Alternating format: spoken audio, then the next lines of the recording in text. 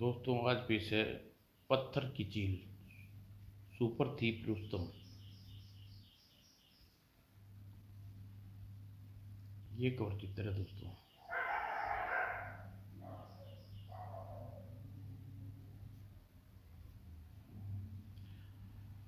रुस्तम जामनगर में अपने एक मुकबिल को बुलाने आया था और इस वक्त एक महंगे होटल में ठहरा हुआ था। राजेंद्र चौहान नाम का एक व्यक्ति उसने पत्र लिख कर यहाँ बुलाया था। वह रुस्तम से कोई काम लेना चाहता था। इस वक्त रुस्तम होटल के स्विमिंग पूल में तैराकी का आनंद ले रहा था। कुछ देर बाद वह पुल से बाहर निकला। राजेंद्र चौहान ने लिखा था, वह खुद होटल में आकर मुझसे मिलेगा। अपना तौलिया उठाकर वह मॉडर्न चेयर पर बैठ गया। वेटर, जरा एक कप कॉफी देकर जाओ। Yes sir. तभी एक दूसरा वेटर ट्रे लेकर कार्डलेस फोन ले रख कर लाया। मिस्टर रुस्तम, आपका फ़ोन। हेलो, मैं राजेंद्र चौहान बोल रहा हूँ मिस्टर रुस्तम। मैं आपकी प्रतीक्षा कर रहा हूँ मिस्टर चौहान। मैंने इसलिए फ़ोन किया है कि मैं आपको बता दूँ, मैं 4 बजे से पहले आपके पास नहीं पहुँचूँगा, लेकिन ठीक 4 बजे मैं आपके होटल में पहुँच जाऊँगा। ओके, मैं 4 बजे तक प्रतीक्षा कर लूँगा। फ़ोन सुनकर उसने बेरे को वापस को रख दिया। कुछ ही क्षण बाद दूसरा बेरा कॉफ़ी लेकर आया। काफ़ी दिन में 11 बजे चौहान अभी दिन के 11 बजे हैं। चौहान 4 बजे आएगा। इस बीच क्या करूँगा? अचानक उसे अपने एक पुराने मित्र मार्कस की याद आई। मार्कस की याद आई। मार्कस यहाँ की कंपनी में हेलीकॉप्टर पायलट है। वह कंपनी हेलीकॉप्टर किराए पर देती है। इस समय बिताने के लिए मार्कस से मिलना चाहिए। रुस्तम को देखकर मार्कस खुशी से उछल पड़ा। Rustam, glad you meet glad, तुम यहाँ कैसे? तुमसे मिलने आया हूँ दोस्त। झूठ बोल रहे हो? तुमने वाकई मेरा झूठ पकड़ लिया। दरअसल मैं अपने क्लाइंट्स के बुलाने पर जामनगर आया हूँ। यानी तुम्हारा चोरी का धंधा अभी तक चालू है उस्ताद? हो गए हो तुम भी उस्ताद हो मार्कोस। लेकिन अब मैं यह धंधा छोड़ चुका हूँ। जब से मैंने यहाँ नौकरी मिली है, शरीफ आदमी बन गया हूँ। चोरी वोरी तो चोर चोरी छोड़ सकता है, मगर हेरा फेरी नहीं छोड़ सकता। मार्कोस, मुझे विश्वास नहीं कि तुम शरीफ आदमी बन गए हो। छोड़ इन बातों को, आओ हेलीकॉप्टर में की सैर करा के लाता हूँ। मार्कोस से उसे हेलीकॉप्टर में लेकर उड़ा। जामनगर काफ़ी सुंदर स्टेट है। हाँ, तभी तो यहाँ आकर रह बस गया। मार्कोस हेलीकॉप्टर को शहर के ऊपर घुमा रहा था। सच बताओ मार्कोस, क्या तुमने धंधा वाकई छोड़ दिया? तुमसे झूठ नहीं बोलूँगा। मैं अभी तक धंधे में हूँ और कंपनी के मालिक के लिए काम करता हूँ। क्या काम? तस्करी। मेरा मालिक हेलीकॉप्टर द्वारा तस्करी का माल इधर से उधर पहुँचाता है। मैं उसका विश्वास पात्र आदमी हूँ। कुछ देर बाद मार्कोस हेलीकॉप्टर को वापस हेलीपैड पर उतार दिया। अभी तो तुम कुछ दिन यहाँ रुकोगे ना? हाँ, 1-2 दिन तो रुकूंगा ही। कुछ देर बाद मार्कोस से विदा ली। अच्छा, मैं चलता हूँ। हेलीकॉप्टर की सैर कराने के लिए धन्यवाद। जब तक तुम यहाँ जामनगर में हो, मैं तुम्हें रोज़ सैर कराऊंगा। 3:30 बजे रुस्तम वापस हेलीकॉप्टर होटल पहुँचा और वादे अनुसार 4 बजे राजेंद्र चौहान पहुँचा। मेरा नाम राजेंद्र चौहान है मिस्टर रुस्तम, प्लीज़ कम इन। चौहान भीतर आ गया मगर बैठा नहीं। आपको तैयार होने में कितनी देर लगेगी मिस्टर रुस्तम? मैं आपको कहीं ले चलना चाहता हूँ। सिर्फ 5 मिनट में रेडी हो जाऊँगा। 5 मिनट बाद चौहान के साथ उसकी कार में जा रहा था। आप मुझे कहाँ ले जा रही हैं? एक चीज़ दिखानी है आपको। कुछ देर बाद वे एक चौराहे पर पहुँचे। चौराहे पर गाड़ी सड़क के किनारे रोक दी। पत्थर की चील को देख रहे हो मिस्टर उत्तम? उसका वजन लगभग 1.5 टन के करीब है। आपको मेरे लिए यह चील चुरानी है क्या? रुस्तम हैरत में पड़ गया। हाँ मिस्टर रुस्तम, चील की प्रतिमा को चुराने के लिए मैंने मुंह मांगी फीस देने के लिए तैयार हूँ। यह चील चुरा कर आपको मेरे फार्म हाउस में पहुंचानी है। मिस्टर चौहान, अभी आपको बताया कि उस चील का वजन 1.5 टन है। वह भला मैं कैसे उठाकर अपने फार्म हाउस तक पहुंचा सकता हूँ? यह सोचना आपका काम है। मैंने सुना था आप कोई चीज चुराना संभव नहीं है। आपने ठीक सुना था, लेकिन मैं सिर्फ ऐसी चीजें चुराता हूँ जिसकी कीमत न हो। इस पत्थर की चीज तो मुझे वैसी ही प्राचीन प्रतिमा लगती है, प्राचीन कलाकृति लगती है। यह इस तरह की चीज मार्केट में काफी कीमत होती है, लेकिन यह चील प्राचीन कलाकृति नहीं है। 2 वर्ष पहले तक यह हमारी संपत्ति नहीं थी। हमारे फार्म हाउस के लान में पत्थर के पेड़ स्टल पर रखी हुई थी। तो फिर यह यहाँ चौराहे पर कैसे पहुंच गई? 2 वर्ष पहले मेरे चाचा का देहांत हो गया। उसकी मृत्यु के बाद चाचा जी ने चील की यह प्रतिमा म्यूनिसिपालिटी को दान दे दी। चाचा जी ने यह न जाने क्यों यह चील अच्छी नहीं लगी। अब तो चाचा जी का भी देहांत हो चुका है। तो फिर आप इस चील को वापस ले जाना चाहते हैं? मैं सिर्फ 24 घंटे में वापसी चाहता हूँ। किसी तरह आप इसे लेकर फार्म हाउस में हेली बने प्लेनेट पर रख दीजिए। उसके बाद आपका काम खत्म हो जाएगा। बाद में जो कुछ होगा मैं खुद निपट लूँगा। सोनू से शहर के 30 मील दूर अपने फार्म हाउस पर लेकर आया। यह हमारा फार्म हाउस। इसका मुख्य हाउस इमारत के सामने बिल्कुल बिल्कुल बड़ा बाग है। बाग के बीच में पत्थर का ऊंचा प्ले टेंट बना हुआ था। यह चील पहले इस प्ले टेंट पर रखी हुई थी। फार्म हाउस और प्ले टेंट देखकर रुस्तम ने एक तरकीब सोच ली थी।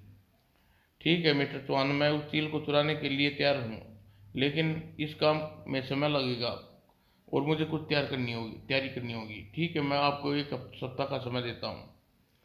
इस काम के लिए मेरी फीस 50,000 रुपये होगी और यह रकम आपको अभी अदा करनी होगी। मुझे मंजूर है। तो समझिए आपका काम हो गया। 10 बजे रुस्तम चौराहे पर पहुंचा जहां चील की प्रतिमा स्थापित थी। 10 बजे है और चौराहे पर ट्रैफिक काफ़ी कम है। इसका मतलब आधी रात के बाद चौराहा सुनसान हो जाएगा। उसने प्लेटेंट के चारों ओर चक्कर लगाया। चील की प्रतिमा को प्लेटेंट के साथ जोड़ा नहीं गया। प्रतिमा प्लेटेंट पर रखी हुई है। कुछ देर बाद वह वापस चला गया। काम काफ़ी मुश्किल है, लेकिन इस एक चैलेंज समझकर पूरा करूंगा। अपनी कार की ओर जाने के लिए वह सड़क पार कर रहा था, तभी चुपचाप कार में आकर बैठ जाओ वरना शूट कर दूंगा। क्या मुसीबत है? जल्दी करो वरना गोली चल जाएगी। फिर रुस्तम कार में बैठना ही पड़ा और कार रवाना होने के साथ ही होश आने पर स्वयं को एक कमरे में पाया। ओह मेरा सर! तभी, हेलो रुस्तम, वैसे तुम ग्रेट थीफ कहे तो बेहतर होगा। तुम कौन हो? मुझे राणा देवेंद्र चौहान कहते हैं। मैंने तुम्हारा अपहरण करवाया है। क्यों? मुझे तुमसे क्या दुश्मनी है? तुम्हें मुझसे? तुमसे नहीं, मेरी दुश्मनी राजेंद्र चौहान से है। मेरा सौतेला भाई है और मुझे मालूम है कि उसने कोई चीज़ चोरी करने के लिए तुम्हारी सेवाएं ली हैं। तो तुमने क्या तकलीफ है? मेरा पेशा ही दूसरों की सेवा करना है। मैं यह जानता हूँ राजेंद्र चौहान तुमसे क्या चीज़ चोरी करवाना चाहता है। यह मैं तुम्हें नहीं बताऊंगा, क्योंकि मैंने अपने मोक्कल का राज किसी दूसरे को बताना मेरा उसूल के विरुद्ध है। शायद तुम अभी मुझे जानते नहीं रुस्तम, मगर मैं बहुत खतरनाक आदमी हूँ। अगर तुमने मेरे सवाल का कोई उत्तर न दिया तो तुम्हारी जान ले सकता हूँ। ऐसी गीदड़ धमकियों को मैं पहले भी सुन चुका हूँ। यह गीदड़ धमकी नहीं, मैं तुम्हें चेतावनी दे रहा हूँ और साथ ही 2 घंटे का समय दे रहा हूँ। तुम अच्छी तरह सोच लो। 2 घंटे बाद मैं वापस आऊँगा अगर तुमने मेरे सवाल का जवाब नहीं दिया तो तुम्हें मौत के मुकद्दर बन जाएगी, मौत तुम्हारा मुकद्दर। सुरेंद्र धमका कर देवेंद्र गुंडों के साथ वापस चला गया। कमरे का दरवाजा वह बाहर से बंद कर गई। रुस्तम ने उठकर खिड़की खोली। ओह, मैं किसी बिल्डिंग के टॉप फ्लोर पर कह दूं। वह बाथरूम में गया और यहाँ की दीवार एक खिड़की थी। वह इमारत का पिछला भाग बरसाती पानी का पाइप नीचे तक जा रहा था। ऊंचाई बहुत है, लेकिन रुस्तम के लिए यह मामूली काम था। पाइप का सहारे से वह नीचे उतरता चला गया। नीचे एक पतली गली थी। पाइप से कूदकर वह गली में दौड़ने लगा। सड़क पर आकर उसने टैक्सी ली और वापस चौराहे पर आकर जहां उसकी गाड़ी खड़ी थी और फिर उसने अपने मित्र मार्कोस से मिलने उसके फ्लैट में पहुंचा। रुस्तम, तुम इस वक्त मुझे तुम्हारी सहायता की जरूरत है। मार्कोस फ्लैट में भीतर आकर मार्कोस को सारी घटना सुनाई। अंत में कहा, चील की मूर्ति चुराने के लिए मुझे तुम्हारी सहायता चाहिए। मुझे जो मेहनताना मिला है उससे आधा तुम्हें दे दूंगा। मुझे तुम्हारे साथ काम करने में खुशी होगी रुस्तम, लेकिन 1.5 टन की वजनी प्रतिमा हम उठाएंगे कैसे? हेलीकॉप्टर से। फिर रुस्तम ने उसे प्लानिंग समझाने लगा। अगले दिन सुबह रुस्तम और मार्कोस चौहान के फार्म हाउस के ऊपर उड़ रहे थे। यह फार्म हाउस लान में हेलीकॉप्टर उतार दो। हेलीकॉप्टर लान में उतर गया। शोर सुनकर राजेंद्र चौहान बाहर निकल आया। Hello mister Chauhan. रुस्तम, तुम? यह हेलीकॉप्टर? मैं आपको यह बताने आया हूँ कि आज मैं वह मूर्ति लेकर आ रहा हूँ। मार्कोस भी नीचे उतर आया। रुस्तम मार्कोस की तरफ घूमा। तुम इस जगह को अच्छी तरह देख लो, हमें मूर्ति इस प्लेटेंट पर रखनी होगी। मैं इस प्लेटेंट को निकट से देख कर आता हूँ। क्या तुम हेलीकॉप्टर से मूर्ति लाओगे? हाँ, इसके सिवाय और कोई तरीका नहीं है। मार्कस प्लेटन देख कर वापस आया। रात के अंधेरे में प्लेटन पर मूर्ति रखने में परेशानी होगी। यहाँ लाइट का प्रबंध करना होगा। सुना आपने मिस्टर चौहान? हाँ, इमारत की छत पर एक सर्च लाइट लगी है जिसकी रोशनी सीधा प्लेटन पर पड़ती है। रात को हेलीकॉप्टर की आवाज़ सुनकर मैं सर्च लाइट जला दूंगा। यह ठीक है। अब जरा बताइए कि आपके सौतेले भाई देवेंद्र ने आपसे क्या दुश्मनी है? उसको कैसे पता चला कि मुझसे कोई चीज़ चोरी करवाना चाहती है? क्या वह तुमसे मिला था? रुस्तम ने उसे अपने अपहरण की घटना सुनाई। इसका अर्थ यह है कि देवेंद्र मेरे काम में रुकावट डालना चाहता है। उसे किसी तरह पता चल गया होगा कि क्या पता चल गया होगा? वह रुस्तम एक खानदानी राज है। वह हमारे खानदानी राज है जो मैं तुम्हें नहीं बता सकता। देवेंद्र को तुमने चकमा दे दिया था। अब पिछली घटना को भूलकर अपने ध्यानों चील की मूर्ति पर लगाओ। ओके चौहान, मुझे आपके खानदानी राज से कोई मतलब नहीं है। रात को मूर्ति यहाँ पहुँचा दूंगा। हेलीकॉप्टर वापस जाते ही मार्कोस ने पूछा, रुस्तम, क्या पत्थर की उस चील में कोई खजाना छुपा है? वह ठोस पत्थर की मालूम है।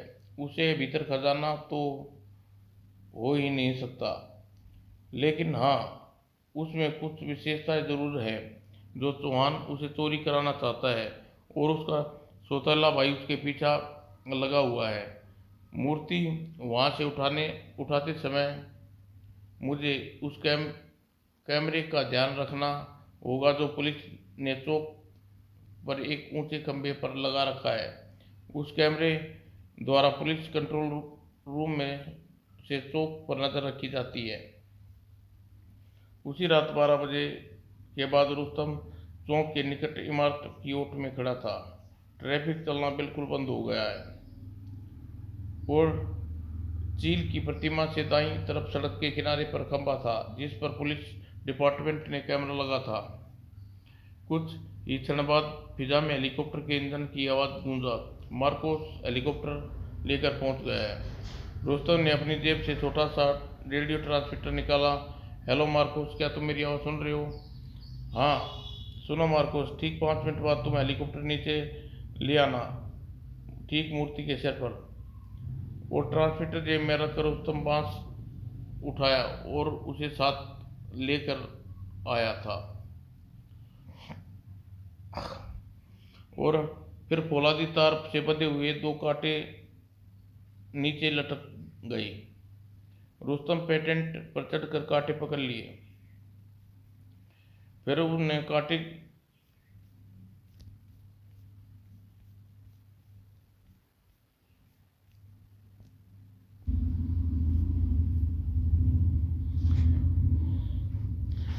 फिर उन कांटों को चील के फैले हुए पंखों में जकड़ कर फंसा दिए और जेब से ट्रांसमीटर निकाला।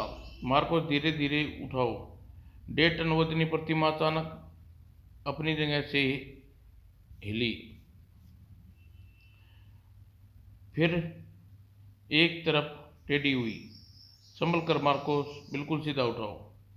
अगले ही क्षण प्रतिमा सीधी हो गई और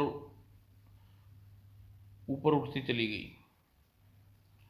मार्कोस, तुम फार्म हाउस की ओर चलो, मैं कार में आ रहा हूँ। मेरे पहुँचने तक ऊपर ही चक्कर लगाते रहना। फार्म हाउस पर पहुँचते ही मैं लाइट जलाकर सिग्नल दूंगा। और हेलीकॉप्टर ऊंचा उठता चला गया। फिर उसका रुख फार्म हाउस की ओर घूम गया। रुस्तम दौड़कर अपनी कार में आ बैठा। अब उसकी कार तेजी से सड़क पर दौड़ रही थी। फार्म हाउस के निकट पहुंचकर उसने हेलीकॉप्टर के ऊपर मंडराते देखा। मैं पहुंच गया हूं मार्कोस। भीतर लान में राजेंद्र चौहान भी मौजूद था। आ गए मिस्टर रुस्तम? हाँ, हम मूर्ति ले आए। तुम सर्च लाइट जला दो। अभी लो। सर्च लाइट ऑन होते ही बाग रोशन से जगमा उठा। रोशनी की धार सीधे प्लेटफार्म पर पड़ रही थी। मार्कोस, अब हेलीकॉप्टर नीचे लाओ। मूर्ति की को पेटेंट पर रख दो। और हेलीकॉप्टर नीचे आने लगा। रुस्तम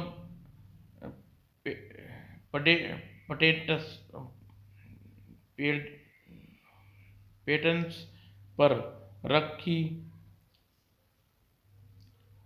जाए तो इसका मुंह फार्म हाउस की फाटक की तरफ पहले की तरह ही ऐसी ही रखी थी।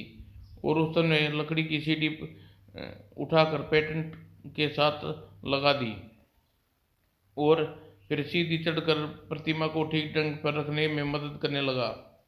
ठीक है मार्को, सब नीचे प्रतिमा नीचे रख दो। और अगले ही पल प्रतिमा पेटेंट के बीच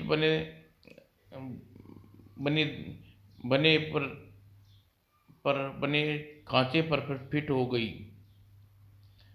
और वेल्डन मार्कोस, प्रतिमा फिट हो गई है। अब मैं कांटे निकाल रहा हूँ। कांटे निकलने के बाद उसे मार्कोस को निर्देश दिए। मार्कोस, अब तुम वापस चले जाओ, मैं तुम्हें सुबह में आकर मिलूंगा। ओके रुस्तम। फिर हेलीकॉप्टर ऊंचा उठता चला गया। वापस घूमकर वापस चला गया। रुस्तम पटेटन टल से नीचे उतरा। कौन है भाई? गोली किसने चलाई? तुरंत ही लान में एक कोने में 3 व्यक्ति सामने। देवेंद्र तुम? हाँ, तुम्हारे यह किराए का चोर मेरी कैद से फरार हो गया। मैंने छुपकर फार्म हाउस की निगरानी शुरू कर दी क्योंकि मैं जानता था कि तुम कोई चीज़ चुराएगा, उसे यहीं लेकर आएगा। लेकिन तुमने यहाँ आकर अच्छा नहीं किया देवेंद्र। तुम यहाँ से सीधे चले जाओ। चला जाऊंगा, लेकिन पहले यह बताओ तुमने यह पत्थर की चील क्यों चोरी करवाई है? क्या इसके अंदर कोई खजाना है? खजाना? मिस्टर चौहान, यह क्या चक्कर है? आपने तो मुझसे कहा था कि चील के साथ कोई किसी तरह का धन का मामला नहीं जुड़ा। मैंने ठीक कहा था। आप इस मूर्ख देवेंद्र की बातें पर ध्यान न दीजिए। और वैसे ही चील यहाँ पहुँचा कर आपका काम खत्म हो गया है। मेरा भाई ठीक कह रहा है तुलसम, तुम्हारा काम खत्म हो गया है। अब तुम यहाँ से 9 तो 11 हो जाओ। हाँ मिस्टर, आप जाइए, लेकिन फालतू की बात मत करो। जाओ वरना गोली मार दूंगा। रुस्तम चुपचाप फार्म हाउस से निकल गया आया और अपनी कार में बैठा। अगर वह चील में कोई खजाना छिपा है तो राजेंद्र चौहान मेरे साथ धोखा किया है। मुझे उस खजाने का राज जानना होगा। और चारदीवारी के दूसरी तरफ पहुंचकर उसने कार रोक दी। देखना चाहिए कि वह लोग क्या कर रहे हैं। चारदीवारी पर चढ़ने में उसे कोई दिक्कत नहीं हुई और वह धीरे से नीचे कूद गया और घुटनों के बल उसने पेडेंटल के पास निकट आकर बढ़ना शुरू कर दिया। वह लोग चील के निकट पहुंचे। उससे कुछ दूरी पर फूलों की बड़ी क्यारी की ओट में रुस्तम लेट गया। देवेंद्र ने राजेंद्र पर अभी भी राइफल तानी थी। तुम इस मूर्ति से खजाना नहीं है। नहीं राजेंद्र, देखो राजेंद्र, मैं जानता हूँ कि चाचा जी के पास हीरे जवाहरात और आभूषणों का बहुत बड़ा खजाना था। तुम आजकल उसी खजाने की तलाश में हो। वह खजाना मेरा भी हक है और अपना हक वसूल करके रहूंगा। तुम मूर्ख हो राजेंद्र, किसी खजाने के बारे में नहीं जानता। तो ठीक है, मैं अपने ढंग से ढूंढने की कोशिश करूंगा। फिर वह उसके साथियों की तरफ घूमा। तुम एक जाकर मेरी कार से थोड़ा हथौड़ा निकाल लाओ। Yes boss. कुछ देर बाद वह हथौड़ा ले आया। तुम क्या करना चाहते हो? मैं इस चील की मूर्ति को तोड़कर देखना चाहता हूँ। इसके अंदर खजाना हुआ तो। खजाना मूर्ति के अंदर नहीं है मूर्ख। तो फिर तुम इस मूर्ति को यहाँ क्यों मंगाया है? इसे चोरी क्यों करवाया है? यह मैं नहीं बताऊंगा। तो मैं इस मूर्ति को तोड़ डालूंगा। ठहरो, अब मैं नहीं रुकूंगा। मूर्ति तोड़े बिना मेरा शक दूर नहीं होगा। अगर तुमने मूर्ति तोड़ दी तो हमें खजाना नहीं मिलेगा। इसका अर्थ है कि खजाने के विषय में जानते हो। देखो राजेंद्र, मुझे तुमसे कोई दुश्मनी नहीं है, बस खजाने में अपना हक चाहता हूँ। तुम शराफत से आधा खजाना मुझे दे दो, मैं चला जाऊंगा। ठीक है देवेंद्र, तुम आधा खजाना देने में ही भलाई है। गुड, अब बताओ खजाना कहाँ है? खजाना इसी बाग में है, किसी जगह गड़ा हुआ है। बाग में? तुमने यह चील क्यों चोरी करवाई? खजाने का पता लगाने के लिए। दरअसल चाचा जी ने पुराने कागजातों में खजाने के बारे में कागजों में लिखा है था कि शाम के 4 बजे अगर चील का सिर की छाया बाग के जिस स्थान पर पड़ेगी वहीं खजाना छिपा है। ओह, चाचा जी की मौत के बाद चाचा जी ने यह चील यहाँ से हटवा दी। हाँ, उसने खजाना के बारे में जानकारी नहीं रखी रही होगी। तो अब हमें शाम के 4 बजे की प्रतीक्षा करनी होगी। हाँ, जब तक हमारे बीच का फैसला हो गया, या यहाँ खड़े रहने से बजाय भीतर चल कर बैठ जाओ तो अच्छा रहेगा। वह लोग भीतर जाते ही मिस्टर उत्तम वापस चल दिया। जमीन के भीतर छुपे खजाने का सरकार का हक होता है। और अगले दिन शाम के 4 बजे राजेंद्र ने देवेंद्र चील की मूर्ति के नीचे खड़े थे। सिर की छाया उधर पड़ रही है, उस जगह खोदो। उन्होंने खुदाई शुरू कर दी। ठीक उसी वक्त पुलिस स्टेशन में एक गुमनाम फोन आया। चौराहे से चुराई गई चील की मूर्ति राजेंद्र चौहान के फार्म हाउस में मौजूद है। आधे घंटे में भीतर पुलिस वहां पहुंच जाएगी तो मूर्ति के साथ एक बड़ा खजाना बरामद कर सकते हैं। और वह फार्म हाउस में अभी तक कुछ नहीं निकला। धैर्य से काम लो। कुछ देर बाद, अरे खुदान किसी चीज से टकराई है। और थोड़ी देर बाद खुदाई के बाद लोहे का एक संदूक बाहर निकला में सफल हो गए। शाबाश, उठाओ। संदूक के अंदर सचमुच खजाना था। यह हमारी मेहनत सफल हुई। और फिर वह खुशी से नाच पी रहे थे, तभी खजाने की खोज करने वाले आश्चर्य का निराशा की आंख फैल गई। उधर मार्कोस के फ्लैट पर। तो तुमने पुलिस को गुमनाम फोन कर दिया? हाँ, अब तो पुलिस ने वहां पहुंचकर खजाने पर कब्जा कर लिया होगा। जमीन में छुपे हुए खजाने पर सरकार का ही हक होता है। तुम भी खूब आदमी हो यार, चोर भी हो और सरकार का शुभचिंतक भी। यही मेरी विशेषता है, शायद इसलिए मुझे थीप कहा जाता है, सुपर थीप कहा जाता है। समाप्त दोस्तों।